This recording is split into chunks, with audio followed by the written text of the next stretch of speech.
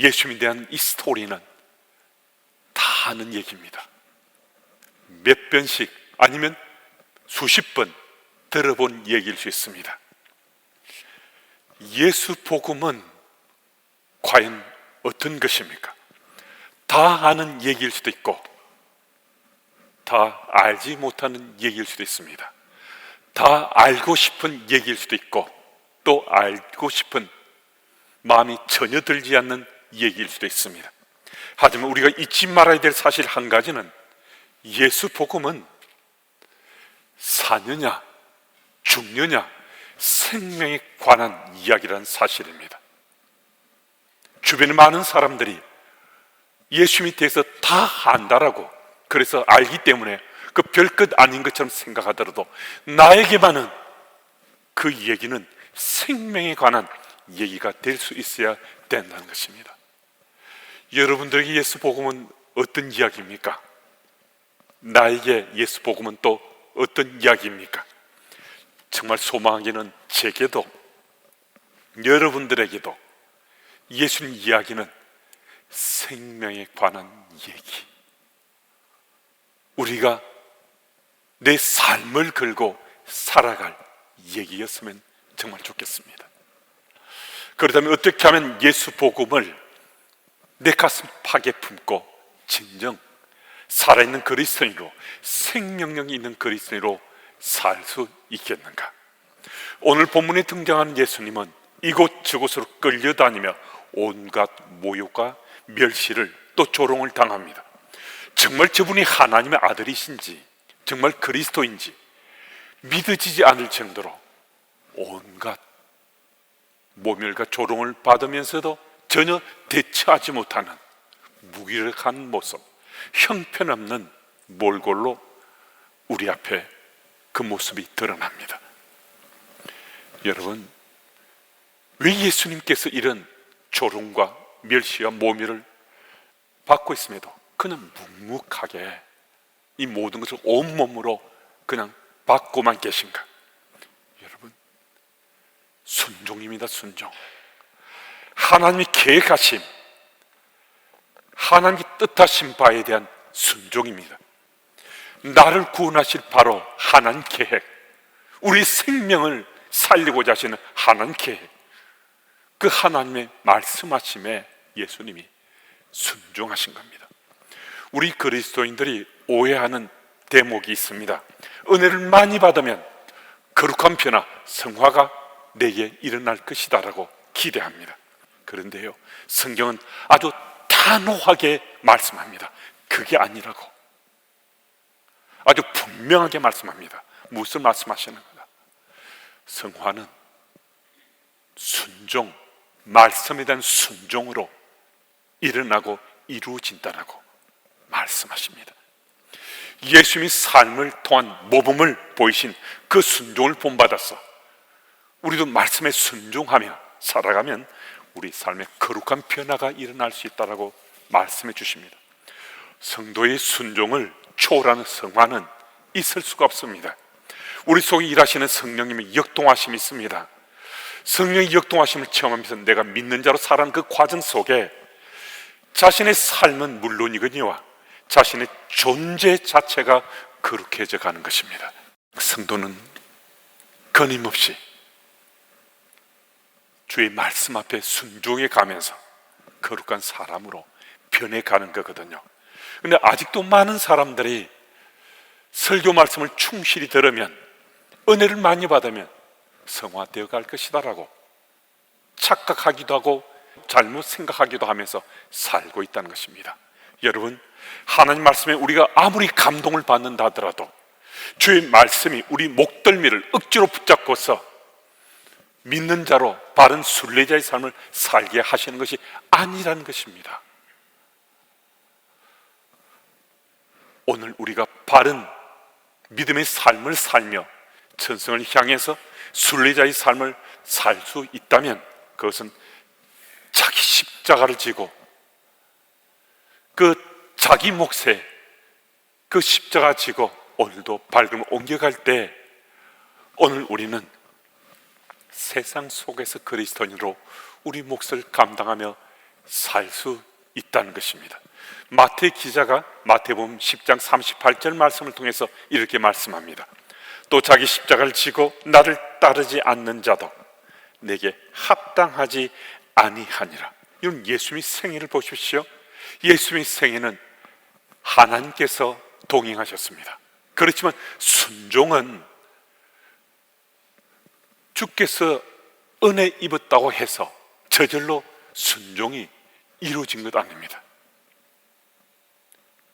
예수께서 십자가를 지시고 피 흘리시면서 목숨을 바치신 그 순종, 공생의 사역 가운데 온갖 조롱과 멸시와 모멸과 핍박과 박해를 감당할 수 있었던 그 순종, 그것은 다름 아닌 하나님 말씀에 대한 순종이었습니다. 하나님 말씀에 순종했기에 예수님의 삶에서 드러난 그 모든 것이 가능했다는 것입니다.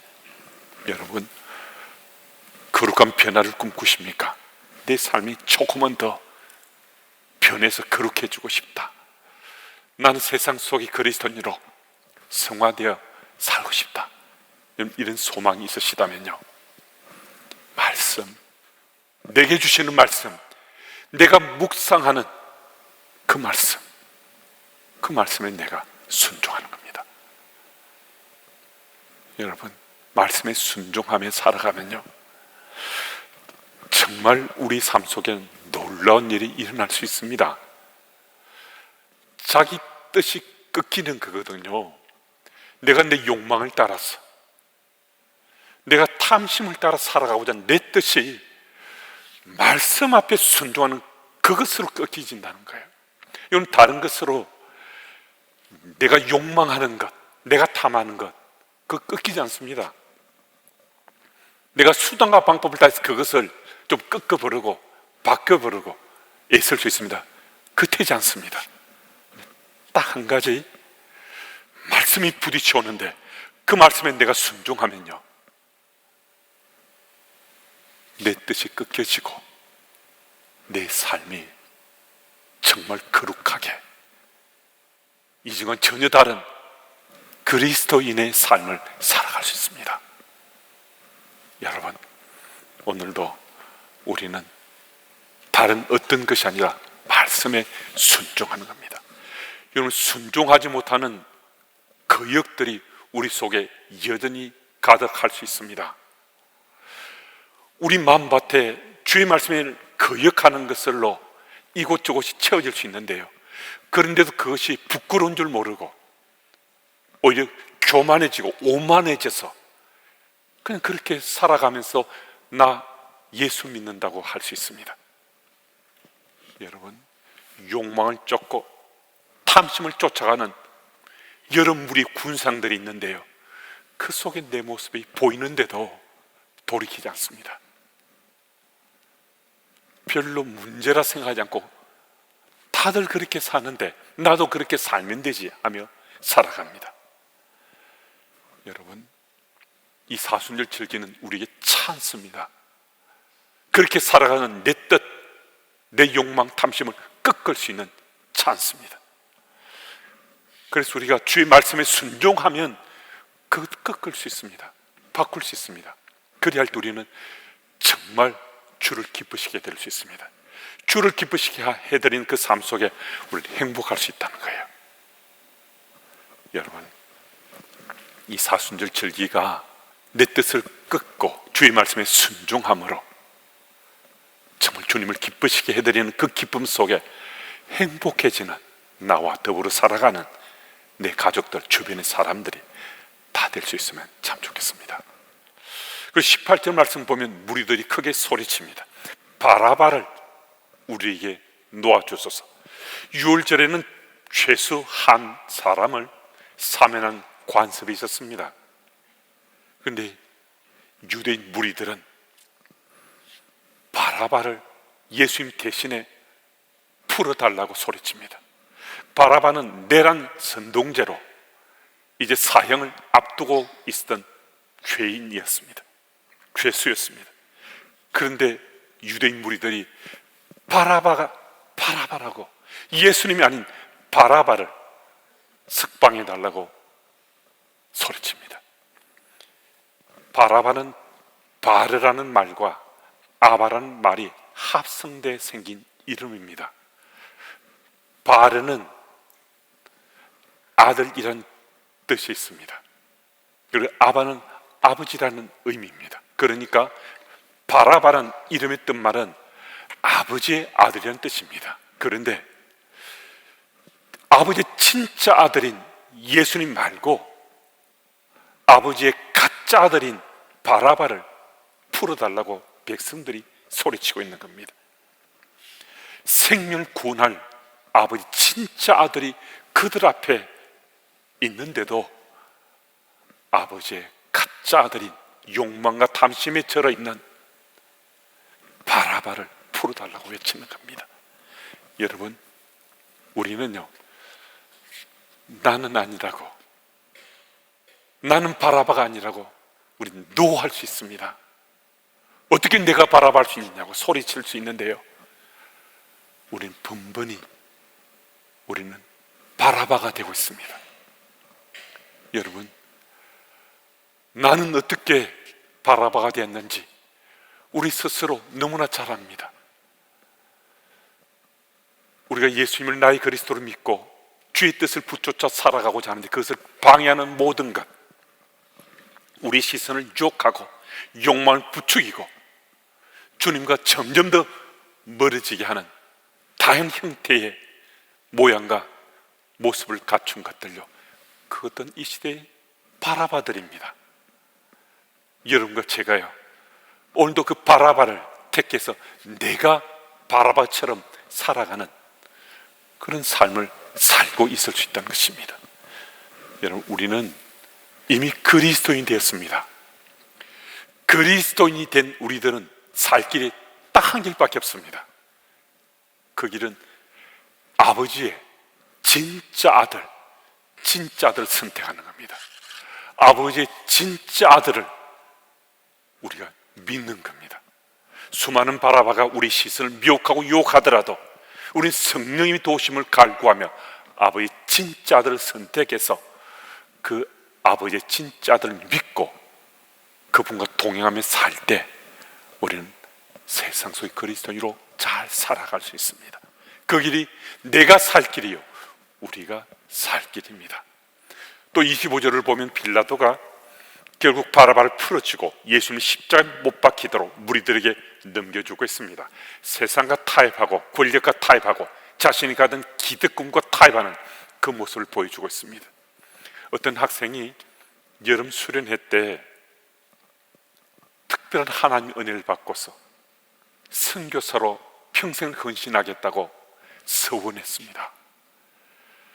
그는 대입시를 앞두고 아버지의 강권으로 어쩔 수 없이 의과대학에 가고 의사가 되었습니다. 결혼을 하고 이제 병원을 개업했는데요, 그 병원이 주변에 참 좋은 이름으로 소문났습니다. 많은 사람들이 찾아왔습니다. 이 부부는 어느 날 어느 순간부터 이분들이 즐기는 낙이 되는 한 가지 일을 함께 했습니다. 그 일은 이 병원 업무를 마치고 나면 병문을 닫는 겁니다. 그리고 두 사람이 그날 하루 동안 번 돈을 함께 카운트하는 겁니다. 세는 그 기쁨이 기가 막히다는 거예요. 그리고 매일매일 습관처럼 그 부부는 그런 낙을 즐겼습니다. 그날도 다른 날과 다를 법 없이 병원 업무를 다 마치고 문을 걸어 잠그고 부부가 함께 그날 번 돈을 세고 있었는데 갑자기 아버지의 음성이 이분에게 들려졌습니다. 이 의사에게 들려졌습니다. 아들아, 지금 너 뭐 하고 있는 거니? 아버지, 저 지금 돈 세고 있는데요.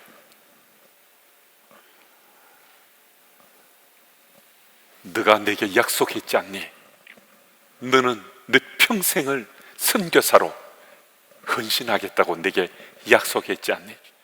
지금 내가 아프리카로 선교사로 가지 않은 것에 대해서 내가 너를 책망하는 것 아니다. 너에게 병원을 열어주고 그 병원에서 그 현장을 선교지로 삼아라고 내가 너를 세워줬는데 너 지금 뭐 하는 거니? 너는 돈은 셀 줄 알면서 너 병원을 찾아온 영혼은 왜 세지 못하니? 어때 그 모습만 내게 보이는 거니? 그 순간에 정말 놀랍게도 이분에게 십자가가 보여졌습니다.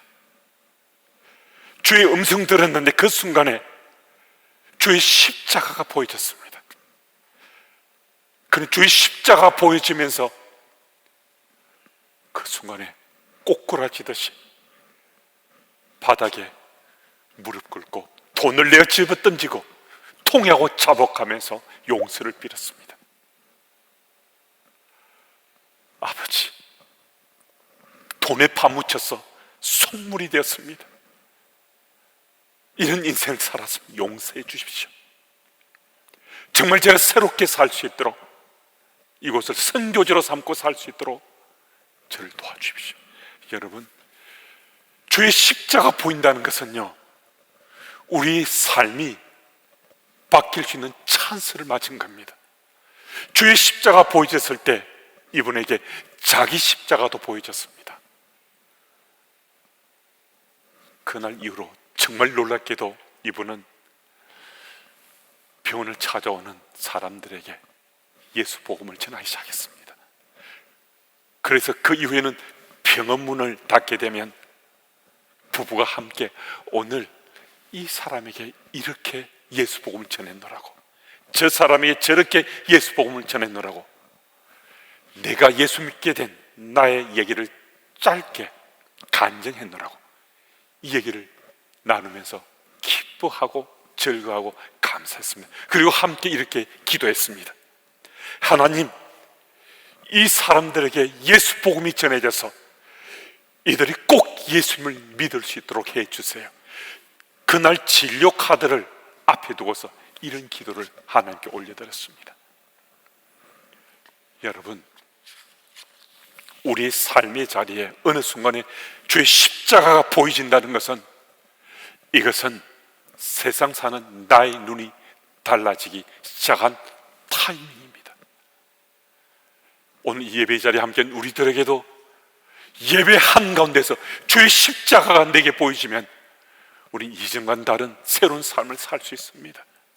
우리 다 아는 그 얘기, 그냥 스쳐 지나갈 수 있는 다 아는 그 얘기가 이제 내게 생명의 얘기로 전해져서 생명의 얘기로 내게 느껴져서 우리는 세상 속의 그리스도인으로 정말 반듯하게 바르게 살아갈 수 있습니다. 칼 바르트가 쓴 교회학에는 사람의 생에 단 한 번의 기회라는 이런 글이 실려 있습니다. 사람에게 많은 기회가 주어지는데 수많은 기회가 우리에게 놓여 있다 할 수 있는데, 그런데 가장 중요한 기회는 딱 한 번만 우리에게 주어진다는 겁니다. 모든 이들이 맞을 딱 한 번의 기회, 가장 중요한 기회는 누구에게나 주어지는데 그 기회는 죽을 수 있는 기회라는 겁니다. 죽음을 맞을 수 있는 기회라는 겁니다. 그 기회를 어떻게 맞는가 따라서 영원한 생명의 길로 들어서기도 하고 영원한 저주의 길로 들어서기도 하는데, 죽음이 우리 인생에서 최고의 클라이막스가 될 수 있는데 그 죽음을 우리가 어떻게 맞아야 될 것인가, 이를 위해서 우리는 두 가지를 생각해야 된다고 칼 바르트가 말하고 있습니다. 그 하나는 메멘토 모리입니다. 내가 죽는다는 사실을 기억해야 된다는 것입니다. 또 다른 하나, 그것은 메멘토 도민입니다. 사람은 죽는데 그래서 주님을 생각하며 살아야 된다는 것입니다. 우리는 죽을 수밖에 없는 존재입니다. 그런데 예수님께서는 우리가 죽을 수밖에 없는 존재에 의해서 죽을 수밖에 없었는데 주께서 죽음을 깨뜨리고 부활하셨다는 겁니다. 죽음을 깨뜨리고 부활하신, 그래서 영원한 생명을 우리에게 약속해 주신 그분을 바라보면, 그 주님을 생각하면 우리들도 영원한 생명을 소유하게 되고 부활의 영광에 참여할 수 있다라고 말씀해 주십니다. 여러분, 오늘 우리들에게 아직도 많은 시간이 남았어야 생각합니다. 많은 기회들이 있으니까 그 기회를 선용하며 우리 살고자 합니다. 그렇게 살아갈 수 있으면 그런데요, 생각만큼 우리에게 시간들이 많이 남지 않았을 수 있습니다. 많은 기회들이 주어진 것 같지만은요, 그 기회들을 선용할 수 있는 시간들도 많지 않았을 수 있습니다. 여러분, 그래서 우리는 지금 내게 주어진 시간, 이 시간에 최선을 경주해서 정말 서로 사랑하고 서로 아끼고 존중하며 살아야 됩니다. 무엇보다도 가장 우선해서 내 가족들, 내 사랑하는 가족들을 더 사랑하고 더 아끼고 더 존중하며 살아야 됩니다. 지난날 잘못된 모습을 보인 일이 있을 수 있습니다. 상처를 준 일도 있고 부실한 모습을 드러냈을 수도 있습니다. 그래서 그것 때문에 여전히 상처를 덧내며 다툴 수도 있고 서로 비판하고 갈등이 아직도 해결되지 않을 수 있습니다.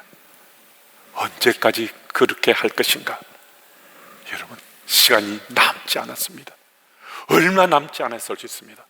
물론 저 또한 제 자신의 삶을 되돌아보면 잘못된 모습, 부실한 모습, 또 누군가의 상처를 준 모습이 어찌 한때 두때였겠습니까? 그런데 죽게 내 삶을 맡기고 죽기로 돌이키면요, 그 모든 상처를 씻을 수 있는 기회가 주어집니다. 새롭게 회복될 수 있는 찬스도 주어질 수 있습니다.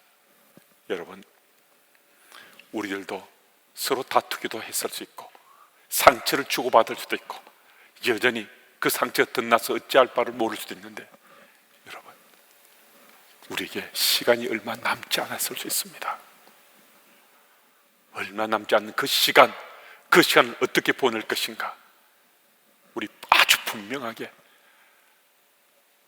아주 정확하게 우리 남겨진 시간들을 제대로 선용하고자 우리 마음속에 결심해야 됩니다. 어떻게 할 것인가? 우리가 바른 그리스도인으로 살아가는 겁니다. 그리고 다른 사람들에게도 영원한 생명을 소유하고 살 수 있도록 우리가 그 통로가 되는 겁니다. 그런 삶을 살아가는 우리 삶 속에는 이미 우리가 다 아는 얘기가 있습니다. 이미 다 아는 그 얘기를 내 삶으로 이제는 제대로 살아내는 것, 그 삶을 살아내면 우린 주님이 기뻐하시는 삶을 살 수 있고, 주님이 기뻐하시는 삶을 살면 내가 행복해지고 내 가족들도 행복해지고 내 주변의 사람들도 다 행복해질 수 있습니다. 여러분, 우리 잊지 마십시다. 우린 이미 예수 복음에 대해서 다 안다 할 만큼 박식할 수도 있고 아주 풍성한 그 은혜를 마음에 채우고 우리 살 수도 있습니다. 근데 중요한 것은 내가 다 아는 그 얘기를 지금 나의 실제 삶, 내 삶으로 살아내는 것, 그게 가장 우선되고 중요한 겁니다. 이 사실을 믿으시고 사순절 이 주간 속에 우리 다 아는 그 얘기를 내 삶으로 제대로 살아내서 하나님 나라 백성으로 주의 기쁨이 되고 우리가 정말 행복해지는 여러분과 제가 다 될 수 있기를 축복합니다.